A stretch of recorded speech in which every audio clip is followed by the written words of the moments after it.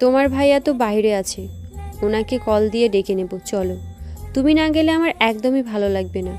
ভাইয়াও কিছু বুঝবে না কেনাকাটায়, সেফটির জন্য তাকে নিয়ে যাচ্ছি। বেলা ওয়াহাজের ফোনে কল দিতে দিতে বলে, ভাইয়া কল রিসিভ করছে না, তাকে না জানিয়ে বাইরে যাই কিভাবে? ফারাজ ভাইয়া তো আছে, কোনো সমস্যা হবে না। কিন্তু ওনাকে বলো আমার সাথে গেলে আমি সেটার সুযোগ নিয়ে ওনাকে বিয়ের প্রপোজাল দেব না বা জোর করে কাজী অফিসে নিয়ে যাব না। আমাকে যে ধরনের ছেলে ভাবছে আমি সেরকম ছেলে নই।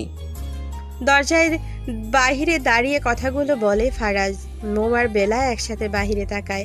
বেলা আমতা আমতা করে বলে, আপনি এরকম করবেন আমি সেটা কখন বললাম? তাহলে তৈরি হয়ে নিন, আমি সুযোগকে কাজে লাগাবো না। মৌ পর্যায়ক্রমে দুজনের দিকে তাকিয়ে বলে, কি চলছে তোমাদের মাঝে বলো তো? পর্ব 17। তিনজন বাড়ি থেকে বেরিয়ে বিয়ের শপিংয়ের উদ্দেশ্যে গাড়ি থেকে নেমে তিনজন সোজা শপিং মলের ভেতরে চলে যায়। বেলা তখনও মাঝে মাঝে ওয়াহাজকে কল দিয়ে যাচ্ছে। অতঃপর কলটা রিসিভ হলো। একটু দূরে চলে আসে বেলা, ফোনটা কানে নিয়েই বলে, তোমাকে কখন থেকে কল দিচ্ছি, খেয়াল আছে তোমার? কেন?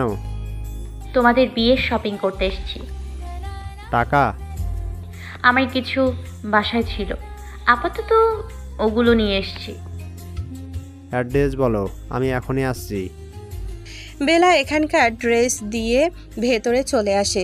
মৌ শাড়ি দেখছিল, বেলাকে দেখেই বলে ওঠে, দেখো তো শাড়িটা কেমন লাগছে। তোমার পছন্দ হলে ঠিক আছে, বিয়ে তোমার, এই দিনে তোমার পছন্দের সব কিছু পরবে। যদি তোমার ভালো লাগে তাহলে নিয়ে নাও। আমার ভালোই লাগছে এটা। তাহলে নিয়ে নাও। মৌ আরও কিছু শাড়ি দেখতে থাকে। বেলা মৌয়ের বাহু ধরে এগিয়ে এনে বলে, তোমার হবু বর আসছে, কিন্তু আমি জায়গা ডিটেলস বলে দিয়েছি। এতক্ষণে হয়তো চলেই এসছে প্রায়। দোকানের নামটা টেক্সট করে বলে দিয়েছি। এখন এখান থেকে বের হওয়া যাবে না। মৌ অবাক হয়ে বেলার দিকে তাকিয়ে বলে, উনি আসছেন? হ্যাঁ আসছেই তো, তোমার শপিং করে দেবে, তার জন্য আসছে। তাহলে আমি এখন কিছুই কিনবো না, ওনার পছন্দে কিনবো। সেটা তোমার ইচ্ছে। ওয়াহাজের জন্য কিছুক্ষণ অপেক্ষা করে তারা। ফারাজ বসা থেকে উঠে বাহিরে কয়েকবার হেঁটেও এসেছে ওয়াহাজের জন্য। 15 মিনিটের মধ্যে ওয়াহাজ নির্দিষ্ট জায়গায় এসে পৌঁছায়। ঘুরে ঘুরে কেনাকাটা করে নেয়। একদিনে সব কিছু কেনা শেষ হয় না, বিধায় আগামীকাল আসার সিদ্ধান্ত নেয় তারা। মৌ আর ওয়াহাজ কথা বলছিল, এমন সময় তাদের চোখের আড়ালে ফারাজ একটা শপিং ব্যাগ বেলার দিকে বাড়িয়ে দেয়। বেলা ভ্রু উঁচিয়ে জানতে চায়, এটা কি? ফারাজ মৃদু হেসে বলে, প্রেম তো গ্রহণ করলেন, এই ছোট ভালোবাসাটুকু গ্রহণ করুন। এটার বিনিময়ে ভালোবাসতে বলবো না, বিয়ের দিনে এটা পরবেন। আপনাকে এই রঙের শাড়িতে হয়তো অনেক ভালো লাগবে। বেলা একবার মৌ আর ওয়াহাজের দিকে তাকিয়ে তাদের দেখে নেয়। ওয়াহাজ যেহেতু ফারাজের বিষয়টা জানে, তাই আর সামনে কিছুতেই ফারাজের সাথে কথা বলা উচিত হবে না বলে মনে করে সে। বেলা ফারাজেরকে উদ্দেশ্য করে বলে, আমি এটা নিতে পারবো না। কেন? আমি 5 বছর সংসার করেছি, আমি জানি কোনটা করা উচিত আর কোনটা করা উচিত না। আপনি প্লিজ আমাকে অস্বস্তিতে ফেলবেন না। গিফটটা নিলে খুশি হব। কাউকে খুশি করে চলার দায়ভার আমার নেই। ফারাজ দীর্ঘশ্বাস ফেলে। বেলার মুখের দিকে নীরব কণ্ঠে বলে ওঠে, কি অদ্ভুত বিষয় তাই না? আমরা তাদেরই ভালোবেসে ফেলি যারা আমাদের ভাগ্যে থাকে না। যে ভালোবাসে সে মনে প্রাণে চায় ভালোবাসার মানুষটার সাথে থাকতে, কিন্তু সেটা ভালোবাসার মানুষটা চাইলেও সমাজ চায় না, আবার সমাজ চাইলেও সেই মানুষটা চায় না। এখানে আপনার ভালোবাসার মানুষ এবং সমাজ কেউই চাইছে না। সব ভালোবাসার সমাপ্তিটা সুন্দর হতে নেই। থাকুক না কিছু গল্পে হাহাকার, কষ্ট আর প্রিয় মানুষকে কাছে না পাওয়ার আক্ষেপ। ওয়াহাজ নতুন একটা বাসা ঠিক করতেই সকালে বের হয়েছিল। বিয়ের কথাবার্তা ঠিক হতেই সে নতুন বাসার খোঁজ চালাচ্ছিল। সকাল সকাল নতুন একটা ফ্ল্যাটের খোঁজ পেতেই বেরিয়ে গিয়েছিল সেটার উদ্দেশ্যে। নতুন বাসাটা তার ভালো লাগছে, তারা যে এলাকায় আছে সেটার পাশের এলাকায়। বাসায় 2টা বেডরুম, ছোট একটা drawing room, plus dining room, রান্নাঘর, 2টা ওয়াশরুম, 2টা রুমে এই বেলকনি, সব মিলিয়ে বাসাটা ওয়াহাজের পছন্দ হয়েছে। শপিং শেষ করে সেটা বেলা আর মৌকে দেখানোর জন্য সেখানে নিয়ে যায়। ফারাজের কাজ পড়ে যাওয়ার আগে শপিং মল থেকে চলে গিয়েছে।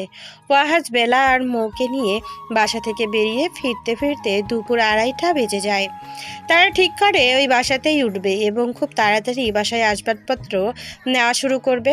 ওয়াহাজ জানায় বাড়িওয়ালার সাথে সে রাতেই কথা বলবে। 3:30টার দিকে খাওয়া দাওয়া শেষ করে বিছানায় শুয়ে শুয়ে একটা বই নিয়ে সময় কাটাচ্ছিল বেলা। হঠাৎ তার মনে পড়ে ফারাজের দেওয়া শাড়িটার কথা। তখন ফারাজের জোড়াজড়িতে ব্যাগটা নিয়েছিল ঠিকই, কিন্তু শাড়িটা দেখেই নিছে। বিছানা থেকে উঠে তার জন্য কেনা জিনিসপত্রের ব্যাগগুলো থেকে ফারাজের দেওয়া ব্যাগটা বের করে সে। গাঢ় সবুজ রঙের একটা শাড়ি, সেটা নেড়েচেড়ে দেখে বেলা শাড়িটার ভাঁজ খুলে কাঁধের ওপরে ছড়িয়ে আয়নার সামনে গিয়ে দাঁড়ায়। কি সুন্দর শাড়িটা, মনে মনে ফারাজের পছন্দের তারিফ করতে থাকে সে। পরক্ষণেই নিজেকে গুটিয়ে নেয়, শাড়িটা বিছানায় ছুঁড়ে ফেলে। আয়নার সামনে দাঁড়ানোর ভেতর থেকে ভেঙে গিয়েও ভাইয়ের ভালোবাসার শক্তি জোরে দাঁড়িয়ে থাকা নিজেকে দেখতে থাকে সে। মায়ের কোলে মাথা রেখে শুয়ে শুয়ে মায়ের সাথে ছোট বোনের বিয়ের ব্যাপারে কথা বলছে ফারাজ। মা ফাহমিদা বেগম বলে ওঠেন, শোন বাবা, তোর বোনের বিয়ে হয়ে গেলে কিন্তু এবার আমি তোকে বিয়ে দেব। আর কত বাড়িটা এমন ফাঁকা থাকবে বলতো? এতদিন তবু মৌ ছিল, সামনের সপ্তাহ থেকে তো সে আর এ বাসায় থাকবে না। এই বাড়িতে একা একা আমার দম বন্ধ হয়ে আসবে। ফারাজ মৃদু হেসে বলে, তোমার ছেলেকে কেউ বিয়ে করবে না আম্মা, তোমার ছেলেকে ভালোবাসা যায় না। ফাহমিদা বেগম ছেলের মাথায় হাত বুলালো, থামিয়ে বললেন, আমার ছেলের মতো ছেলে কি আর একটাও আছে নাকি? পেশায় ভালো একটা ডাক্তার, এত সুন্দর একটা চেহারা, তাকে কি না কেউ বিয়ে করবে না?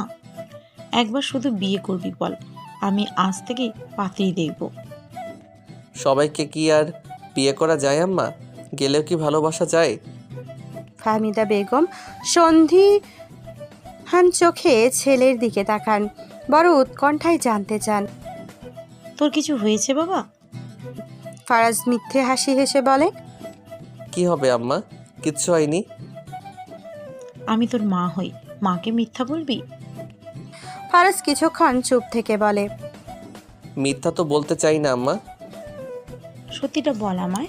আমি কয়েকদিন ধরে খেয়াল করেছি তুই বাসায় সেরকম কোনো কথা বলছিস না।